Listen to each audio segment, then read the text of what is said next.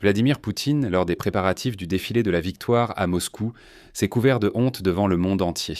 Les Russes ont montré pour la première fois des images de l'intérieur de la raffinerie de pétrole complètement incendiée à Tuapse. Et déjà cette nuit, des drones ukrainiens ont de nouveau frappé le port russe de Primorsk sur la mer Baltique. On sait que lors de cette attaque de drones, les forces de défense ukrainiennes ont touché un navire lance-missiles Karakour, un patrouilleur et un pétrolier de la flotte de l'ombre.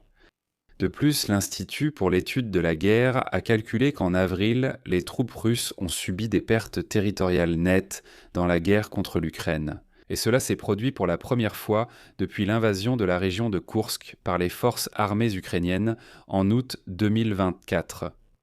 Et dans ce contexte, des images sont apparues aujourd'hui sur Internet, prétendument prises sur la place Rouge, où les Russes ont installé un filet anti-drone pour protéger le futur défilé de la victoire du 9 mai contre les attaques de drones. Mais est-ce que ce n'est pas un faux ? Voyons cela tout de suite.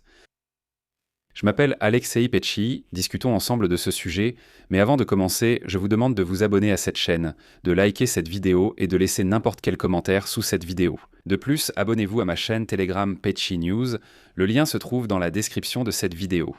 Là-bas, nous publions des actualités en temps réel dès qu'elles arrivent. Je commence par les nouvelles sur le défilé de la victoire du 9 mai à Moscou cette année.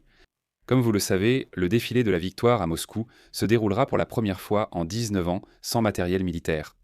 Le ministère de la Défense de la Fédération de Russie a officiellement confirmé, lors du défilé de la victoire cette année sur la place Rouge, il n'y aura ni colonne de matériel militaire, ni aviation dans le ciel, ni élèves des écoles Souvorov, Nakimov et des corps de cadets. Il n'y aura qu'une misérable colonne d'occupants défilant au pas. C'est tout. Et il n'était même pas certain que Vladimir Poutine lui-même se montrera sur la place Rouge. Et dans ce contexte, les chaînes Telegram ukrainiennes et russes ont publié le 3 mai une photo montrant un filet anti-drone tendu au-dessus de la place Rouge à Moscou. La photo illustrait la préparation de Moscou au défilé du 9 mai. Eh bien, il est évident que ce genre de nouvelles a amusé, bien sûr, les Ukrainiens, car cela montre la peur qui s'est installée dans la tête des Russes. Mais je vous appelle à la raison. Cette photo est un faux. L'un des premiers à avoir publié cette photo de la place Rouge est Sergueï Sternenko, conseiller du ministre de la Défense de l'Ukraine. Et l'image montre que des filets anti-drones, qui sont d'ailleurs utilisés sur le front, auraient été tendus au-dessus de la place Rouge. Eh bien, cette photo a clairement été générée par une intelligence artificielle. Plusieurs erreurs dans l'image l'indiquent. Par exemple, sur cette photo, il n'y a pas de mausolée de Lénine, et la place elle-même ne ressemble pas tout à fait à la réalité. À la place du musée historique, la cathédrale Saint-Basile le Bienheureux est montrée, alors qu'elle se situe en réalité à l'opposé de la place. Et en plus, la place Rouge est en fait fermée depuis plusieurs jours. Il me semble que c'est depuis le 29 avril, donc il ne peut tout simplement pas y avoir de gens qui s'y promènent. Mais je comprends, se moquer des Russes sauvages et sales, c'est presque sacré. Mais l'essentiel ici, c'est de ne pas aller trop loin. Néanmoins, les affaires de Vladimir Poutine dans cette guerre vont de plus en plus mal. Tout d'abord, des images uniques sont apparues sur Internet, filmées depuis la cabine d'un camion de pompiers circulant directement sur le territoire de la raffinerie de pétrole de Tuapse après une série de puissantes attaques de drones. Cette vidéo montre clairement que l'une des plus grandes entreprises du secteur dans le sud de la Russie a été pratiquement réduite en ruine. Et maintenant, nous allons regarder cette vidéo, mais avant cela, je voudrais souligner qu'un des responsables de cette région, où se trouve la ville de Tuapse, a récemment commencé à déclarer que tout cela était des fake news. Pourquoi pensez-vous que la raffinerie brûle, que les dépôts de pétrole brûlent, que le port brûle ? Il dit « non, c'est l'Ukraine rusée ». Les habitants de Tuapse attachent, paraît-il, des réservoirs de mazout au drone, et donc le drone tombe, ce mazout se répand et prend feu. Et c'est pourquoi on voit ces nuages noirs de fumée au-dessus de la ville. Mais ce n'est pas une raffinerie de pétrole qui brûle, ce sont ces réservoirs de mazout qui brûlent. Et vous comprenez, ce fonctionnaire prend vraiment les Russes pour des idiots. Ce peuple sauvage, il dit simplement « Non, ce que vous voyez de vos propres yeux, ça n'existe pas. Ce ne sont que des drones chargés de mazout qui brûlent, c'est tout. Regardons maintenant une vidéo filmée depuis un camion de pompiers à l'intérieur de la raffinerie de Tuapse.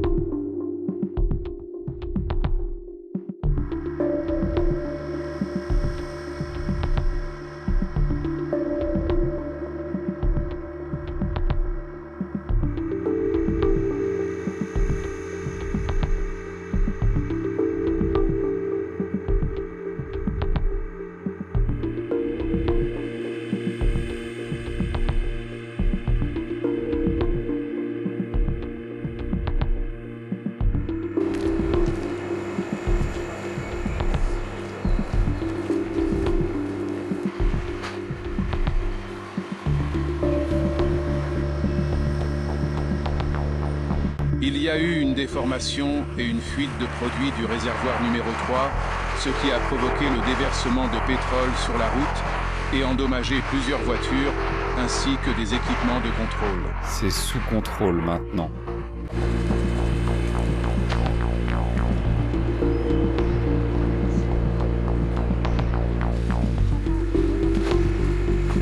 Volet de la raffinerie de pétrole! Volet de la raffinerie de pétrole! Comme vous le voyez, les images montrent une scène apocalyptique. Au lieu d'équipements de haute technologie pour le traitement primaire du pétrole, on ne voit que des carcasses métalliques calcinées et des tas de fer tordus. Le camion de pompiers passe également devant des dizaines de réservoirs qui se sont transformés en boîtes de conserve écrasées. Et selon l'analyse, plus de 50% des capacités de stockage de carburant ont été complètement détruites par le feu, les autres sont endommagées. Le site de l'usine est recouvert d'une épaisse couche de suie et de mousse. On constate partout les effets de la pluie de pétrole qui a frappé la zone industrielle et les quartiers résidentiels de Tuapse. En conséquence, à l'heure actuelle, le cycle de production de l'entreprise est complètement paralysé. Les spécialistes estiment que les dégâts sont irréparables à court terme. Selon les premières prévisions, la restauration complète ou la reprise partielle de la capacité opérationnelle de l'usine pourrait prendre des années, vu la complexité des équipements et les restrictions dues aux sanctions sur les composants importés. Et voilà que le 3 mai, un autre incendie s'est déclaré dans le port baltique de Primorsk à la suite d'une attaque massive de drones. Et cette attaque n'est pas un hasard. Les capacités de chargement de pétrole du port de Primorsk s'élèvent à environ 1 million de barils de pétrole par jour et environ 300 000 barils de diesel par jour, ce qui en fait un point de transit clé. Pour le principal type de pétrole russe, l'Oural et le diesel à faible teneur en soufre. Il est donc déjà évident que l'Ukraine va désormais frapper également ce port, de la même manière que le port de Tuapse. En même temps, dans le port de Primorsk, lors de l'attaque de drones, les forces de défense ukrainiennes ont touché un navire lance-missiles, Karakourt, un patrouilleur et un pétrolier de la flotte pétrolière de l'Ombre. C'était une opération conjointe du service de sécurité d'Ukraine, des forces des systèmes sans pilote, des forces d'opération spéciales, de la direction principale du renseignement et des gardes frontières ukrainiens. Un patrouilleur et un autre pétrolier de la flotte pétrolière ont également été touchés. Les infrastructures portuaires ont également été gravement endommagées. Du port pétrolier russe. C'est ce qu'a déclaré le président ukrainien Volodymyr Zelensky. Outre le port, les attaques ukrainiennes ont touché un pétrolier ravitailleur de la flotte pétrolière clandestine. Il s'agissait d'une opération conjointe du principal. Nos soldats continuent de faire respecter les sanctions contre la flotte pétrolière clandestine russe, frappant 2 navires à l'entrée du port de Novorossiysk. Ces pétroliers étaient activement utilisés pour transporter du pétrole. Désormais, ils ne le seront plus. L'Ukraine va continuer à renforcer sa capacité de frappe à longue distance sur mer, dans les airs et sur terre. À l'approche du honteux défilé de la victoire sur la place rouge, le 9 mai, Vladimir Poutine arrive avec des résultats impressionnants sur le front. En avril, les troupes russes ont subi des pertes territoriales nettes dans la guerre contre l'Ukraine, perdant le contrôle de 116 km². Selon l'Institut américain pour l'étude de la guerre, cela s'est produit pour la première fois depuis l'invasion des forces armées ukrainiennes dans la région de Koursk en Russie en août 2024. Parallèlement, le rythme de l'offensive de l'armée russe continue également de diminuer. Si au début de l'année 2025, ils avançaient en moyenne de 9,76 km² par jour, alors au cours des 4 premiers mois de 2026, ce chiffre est tombé à 2,9 km². De plus, l'Institut explique la baisse du rythme de l'offensive russe par les contre-attaques terrestres ukrainiennes et les frappes à moyenne portée, qui incluent l'utilisation active de drones. De plus, la perte d'accès aux terminaux Starlink en Ukraine et le blocage de Telegram ont aggravé les problèmes de commandement et de communication de l'armée russe. Mais là, les Russes ont eu recours à une ruse. La création d'une belle image. Je vais maintenant citer l'Institut pour l'étude de la guerre. Depuis l'automne 2025, les troupes russes ont commencé à utiliser activement la tactique de l'infiltration de petits groupes dans les zones grises sans les capturer complètement. Le ministère de la Défense de la Fédération de Russie utilise de telles opérations pour donner l'impression d'une avancée sur tous les fronts et pour faire état de succès au Kremlin. En réalité, beaucoup de ces zones restent contestées et sont soumises à des échanges de tirs constants des deux côtés. Je vais m'arrêter ici. Donnez votre avis et vos conclusions dans les commentaires sous cette vidéo. Abonnez-vous à la chaîne, activez la cloche et n'oubliez pas de mettre un j'aime. De plus, si vous souhaitez soutenir le travail de cette chaîne YouTube, vous pouvez le faire via un don ou un abonnement payant en utilisant les liens et les informations dans la description de cette vidéo. Merci pour tout soutien de votre part. Vous pouvez aussi utiliser le code QR affiché sur vos écrans. C'est la façon la plus simple et la plus pratique de soutenir la chaîne YouTube. C'est tout pour aujourd'hui. Prenez soin de vous. Au revoir à tous.